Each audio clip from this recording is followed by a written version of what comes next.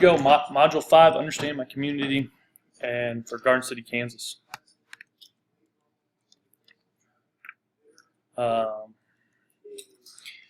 Garden City is a growing rural community in southwest Kansas. We rely heavily on our farming, cattle and feed yards, our grain elevators, and our recently growing business district in our town. Our school district is USD 457. We have 18 schools, over 7,600 students, and 1,200 employees. It's our 9th largest. We are the 9th largest enrollment in the state of Kansas, and our school district encompasses a total of 928 square miles. Also in our town, we also get to work with Garden City Community College, which is a very great benefit to have in our small town. We are a very diverse community. I think the picture kind of represents us very well. A lot of different nationalities, cultures are all a part of our town. Our school is 69% Hispanic, 22% white, and then the rest is made up with other nationalities and races. But what makes our school really unique is that of our students, 72% of our students are on free and reduced lunches. So we have to really think about that with pretty much everything we do. Our diversity in our religious affiliations, as you can see, we have over 41 different types of churches in our town. So if you come to Garden City, we can be sure to find a religious facility for you or for whoever would be in your party.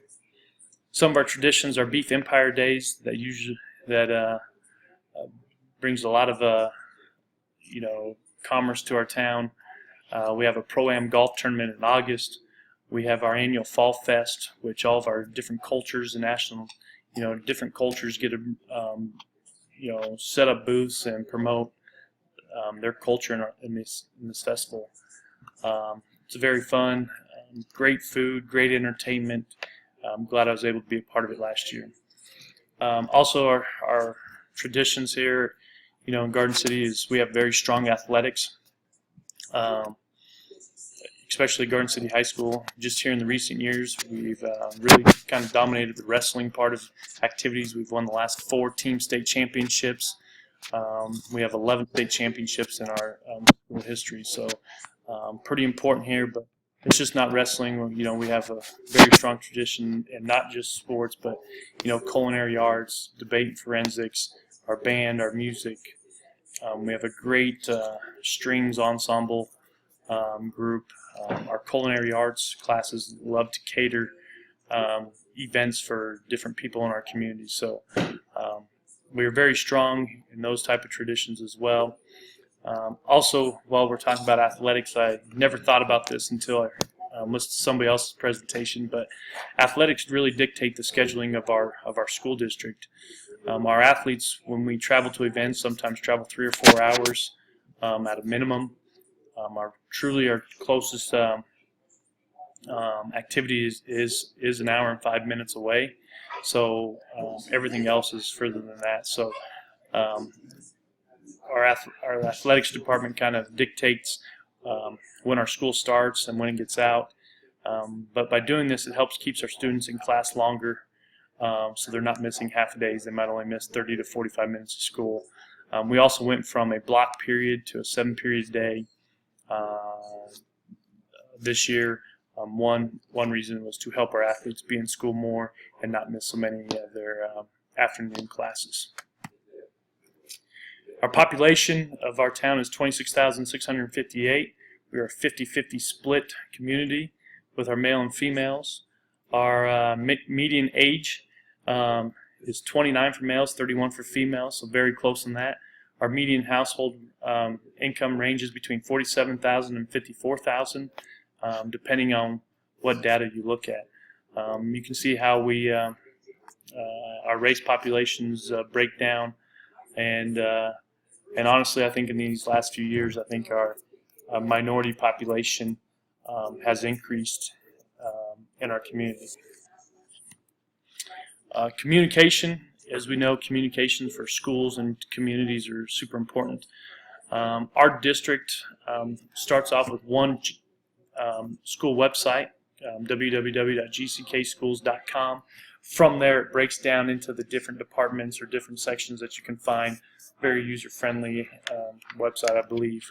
But just at Garden City High School, our communication efforts start in the morning. When they walk in our commons room, we have our Buffs broadcast channel pulled up, which has all the information we need from our weekly activities that are happening at school or around the community.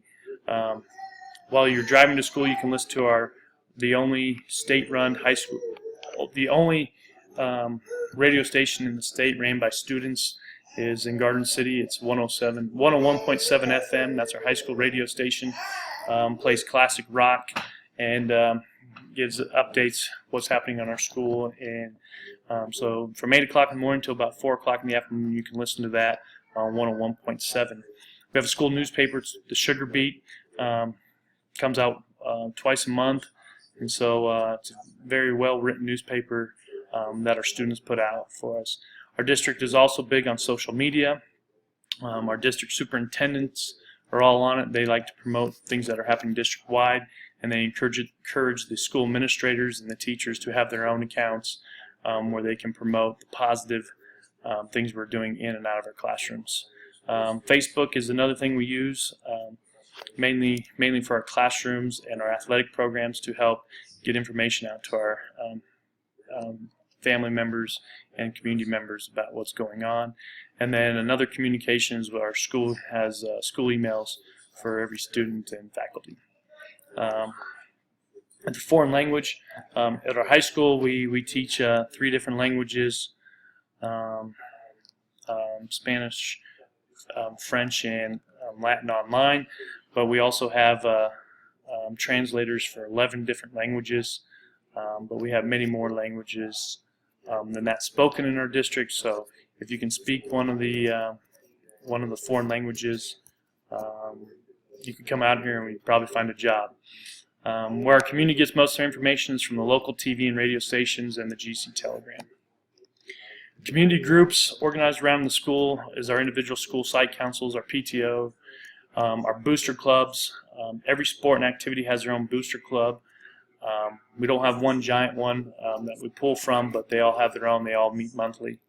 Some of the other groups around our community that people would notice would be United Way, Big Brothers Big Sisters, Habitat for Humanity, Finney County Young Professionals, and Kiwanis.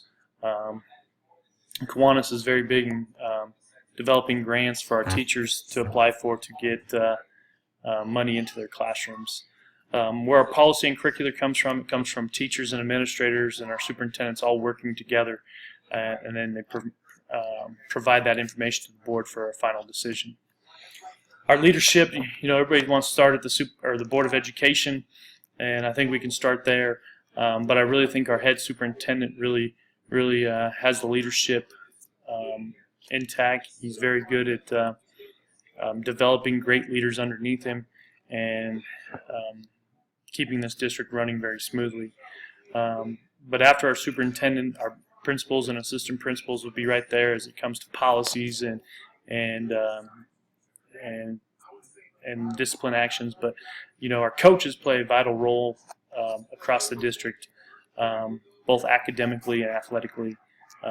We see kids a lot of the hours of the day outside of school, and we develop great relationships with students. So our principals and parents come to us a lot as coaches to help with their students and children. Then our department heads, and then ultimately our teachers. Community leaders, our Board of Education members were elected by the community, so they're naturally leaders of our community. They're seen for what they can do to help our district out, and so they're some of the better leaders of our community. Garden City Community College has its partnership with us and really helps keep kids in school and does a great job in the center part of our community with their image and how they run their college. Our administrators are really good at building from within. Our top 3 superintendents were all teachers in our district at one point, and so Garden City does a great job of building leaders and growing leaders from within their district. We are proactive recruiters. A lot of our teachers have to come from outside the area. Due to being a rural community in southwest Kansas, it's hard to get people to come out here if they've never been. So, but once they come, they usually stay, and they enjoy working out here. Economic conditions. We are growing in agriculture, commerce, industry, and really transportation. We rely heavily on feed yards, cattle, and farming. Growing in commerce and industry. We're only in phase 2 of a 5-part expansion in our town. Since I moved here last summer in 2015, there's been 5 new restaurants open up, a lot of new shopping.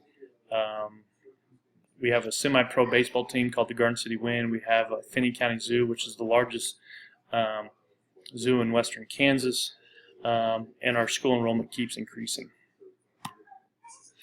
The top 4 largest employers is Tyson Foods with 2,200 employees, USD 457 with 1,200, and then Cheyenne Drilling's third with about half as many employees as the district. So, and then finally St. Catherine's Hospital employs 635 people, and we love to have that great hospital in our community. We have less than 5% of our community is unemployed. Our median home value is $103,000. Political structure. We have local politicians present at school functions and events. Our kids really enjoy when our state senators show up at football practice, just to say hello and to watch what we're doing. Gives them a value that it is more than just a local thing. It is a state thing that people are excited about us. Our district superintendent really engages in the politics in Topeka and with our local representatives. He works with the KSDE almost all the time to make sure we are up to date in what we need to do, and he really keeps the district on track financially. And it's sad to say, but Kansas is broke, so our Board of Education has been a very proactive group who puts our students first in their decision making, with all that trying to avoid raising local taxes. Social tensions is where everybody in our district is ALIS trained.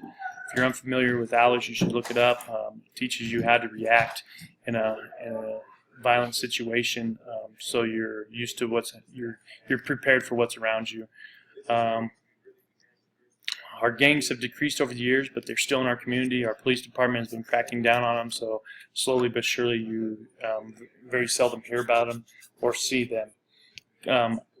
Cliques here. Garden City High School is a very accepting school, but because there's something available for all of our students, so that they seem to find a way to fit in our school.